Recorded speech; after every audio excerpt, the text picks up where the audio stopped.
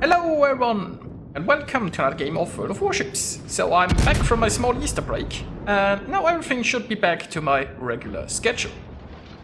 Now today's replay is from OK Fleet, and he is on the map Okinawa in a 3-point domination game. There's 2 destroyers, there is no carrier, and what's interesting here is he's actually using the legendary module on the Des Moines.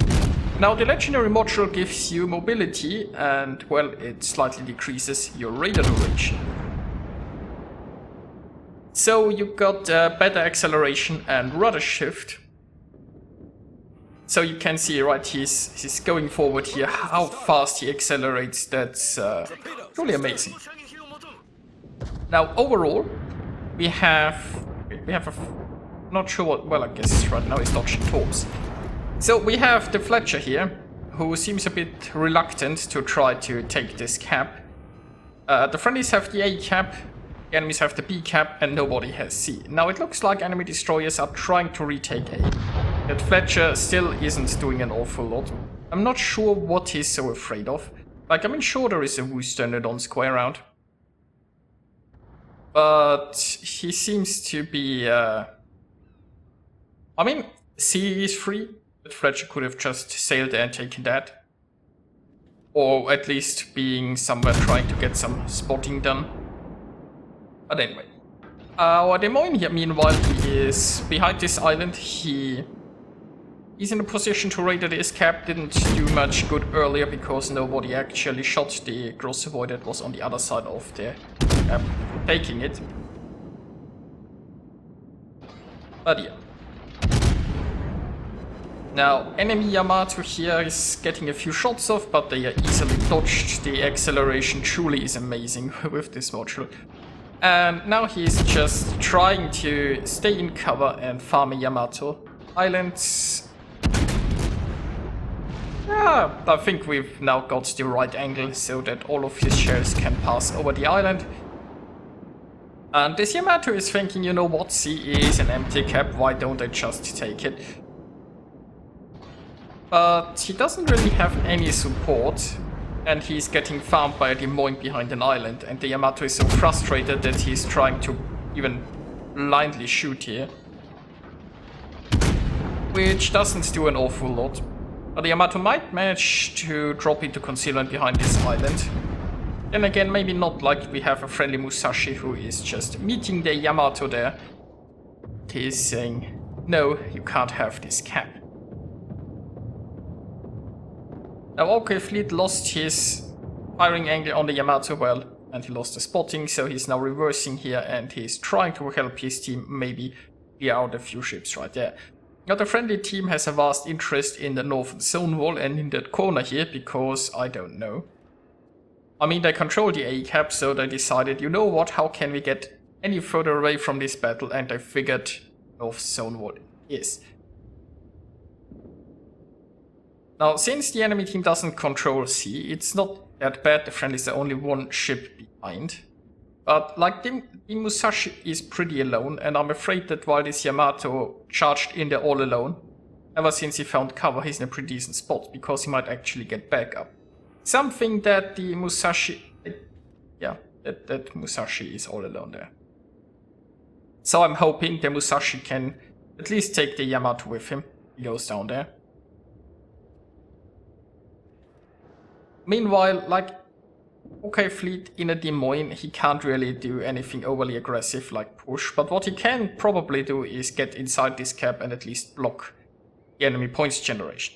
And look at that, there is an enemy destroyer who is inside A bit daring on their part, because, like, the enemy fleet is moving away from here. So he's popping radar here, and look at that, there is a Kitakaze. So we have a few friendly ships around here, so let's hope that they can actually get this Kitakaze before he escapes, but it's looking good, he's on very low health.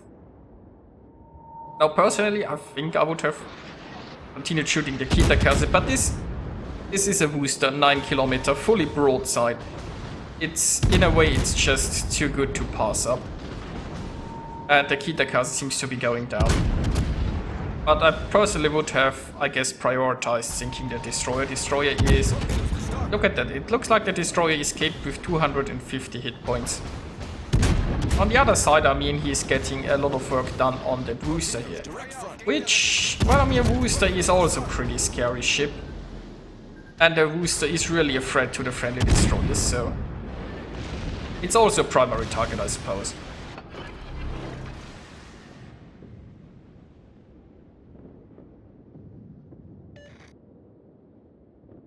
Now, the friendly team is not in the best position still. The Musashi was lost, didn't manage to take down the Yamato, so the enemy Yamato actually succeeded in his push here and in taking the sea camp. Good for him. Not so good for the friendlies. Now, we have a Bismarck here behind this island in like one of the most northern positions there because, I don't know, guess he's really afraid of engaging enemies. Meanwhile, OK Fleet is just dodging some more torps. And it's truly a joy, like if you see he just stopped there and he accelerates again. The acceleration on this Des Moines here is truly amazing. So this legendary module allows you to... Well, I guess it would also allow you on open waters to be more effective. But here with the islands, like just poking and going back and so on, it makes this a lot safer. Now, this is a bit risky what he's doing here because he was hydroed, so they knew he was coming. But look at that, he's found himself a Minotaur. Fully broadside in smoke. And, well, I mean, it was a risky maneuver here because there are quite a few enemies, but thanks to his awesome acceleration, he's already going back there.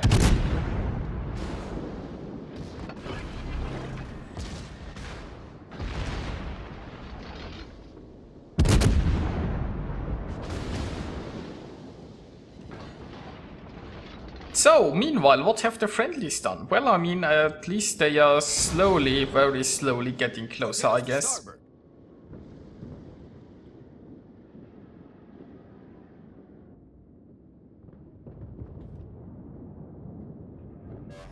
It looks like an enemy Friedrich is actually pushing through this channel. Not really the best choice on his, but like, the friendly team is in a very bad spot to shoot things, so that Friedrich decided, you know what? He has mercy on the friendly team, and he really wants them to actually have targets to engage. So he just came through here.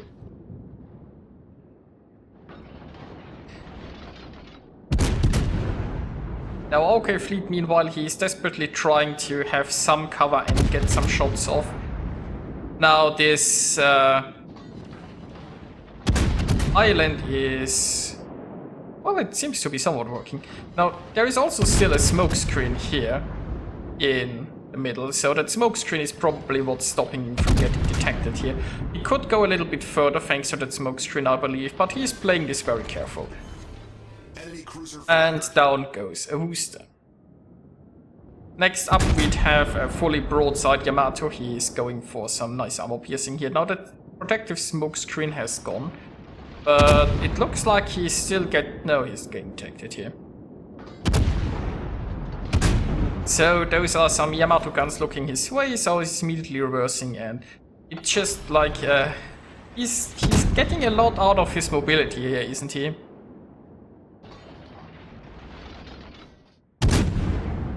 So what does the friendly fleet do? I mean, they're still all kinda right behind him, and they're probably getting some shots through the center. Now, in an ideal world, the friendly team would have split up a little bit and maybe be trying to get a crossfire or something going. But, you know, the Bismarck still carefully staying at the back line. I mean, wouldn't want to risk your Bismarck actually being anywhere where the secondaries would fire. That would just be silly, wouldn't it?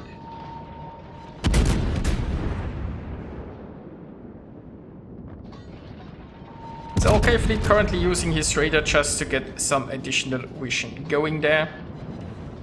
And what's that Fletcher doing? Like, we have the Fletcher here who is basically sorta hacking out the...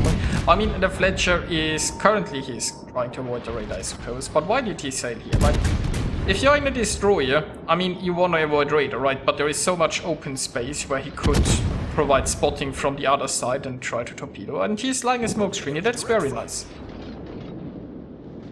That is indeed rather helpful and a nice thing for him to do.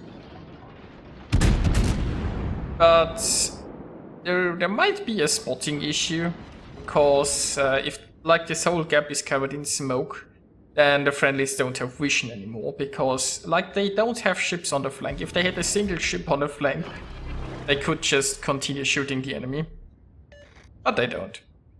So while the smoke screen was nice in theory, in reality it also took away the friendlies' vision. So now they're just sitting there doing nothing. But be that as it may, the friendlies kind of turned this around already, so don't think it matters anymore. And there is Donskoy charging in fully broadside. I guess this Donskoy just wants to get a little bit spanked here before it's all over.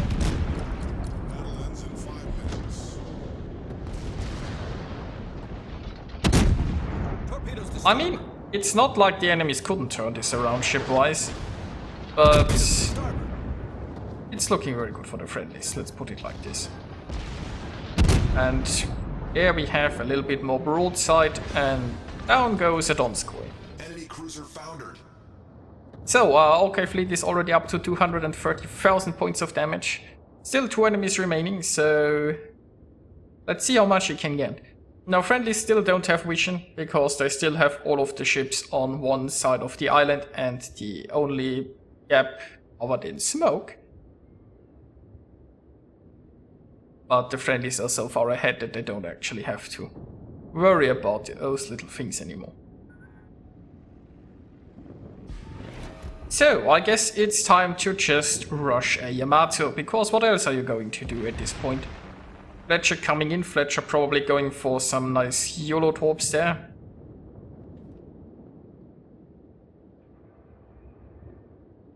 And you know what? Finally we are getting this crossfire now that it's not really altered relevant anymore. But friendlies pushing around here. Bismarck is kind of a little bit in front of the Minotaur. So Bismarck abandoned his last spot on the team there.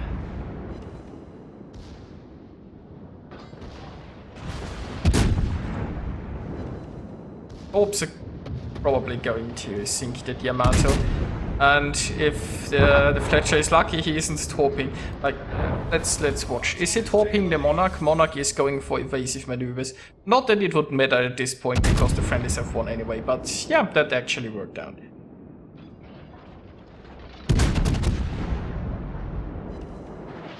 So, all that's left is farm the Bismarck, maybe take another camp for some additional experience. I mean, personally, I'd probably just slow down and try to take this cap. Then again, I mean, the Tirpitz is focusing on him, so he's probably getting interrupted anyway.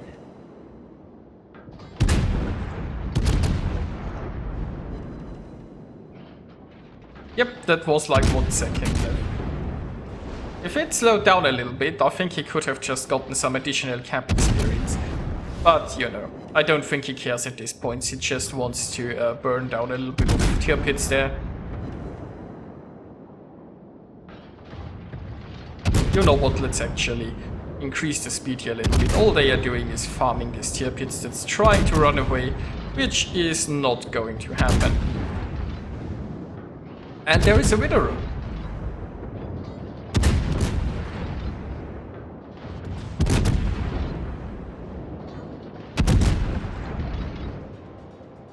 So here we are with the results. And OK Fleet earned himself 3,328 base experience. Pretty nicely done by him. He achieved a devastating strike at Dreadnought, a Witterer and a High Caliber. He scored 286,000 points of damage. That's quite a lot.